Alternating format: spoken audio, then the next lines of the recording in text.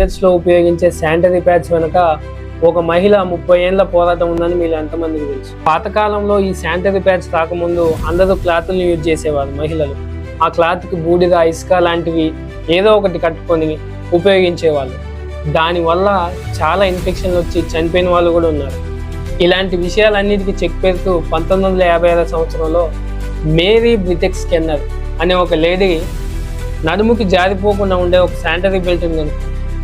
అయితే 1957 సంవత్సరంలో ఈ విషయం తెలుసుకున్న ఒక ఇంటర్నేషనల్ కంపెనీ వాళ్ళు ఈమె వస్తువును మేము మార్కెటింగ్ చేస్తామని ముందుకు వచ్చారు.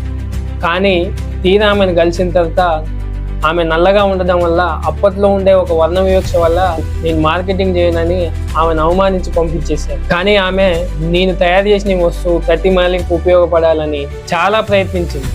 కానీ పైసలు లేని కారణం చేత ఆమె దాన్ని పెద్దగా మార్కెటింగ్ చేసుకోలేకపోయింది. ఆమె పేరు మీద ఉన్న 30 సంవత్సరాల పేటెంట్ తీరిపోయాక పెద్ద పెద్ద ఇంటర్నేషనల్ కంపెనీలన్నీ ఆమె ఐడియాని కాపీ కొట్టి అప్పటి నుండి ఇప్పటి వరకు కొన్ని లక్షల కోట్లు సంపాదిస్తున్నాయి. నిజంగా ఆమె తయారు చేసిన ఈ వస్తువు ప్రతి వాళ్ళకి చెందాలని ఆమె పరితపించిన విధానానికి నిజంగా హ్యాట్స్ ఆఫ్. ఈ ఇన్ఫర్మేషన్ వర్తి అనిపిస్తే ఒక లైక్ చేయండి, మీ ఫ్రెండ్స్కి షేర్ చేయండి. అలాగే ఇలాంటి ఇంట్రెస్టింగ్ ఫ్యాక్ట్స్, తెలియని విషయాలు తెలుసుకోవాలంటే మన ఛానల్ ఇప్పుడే ఫాలో చేయండి.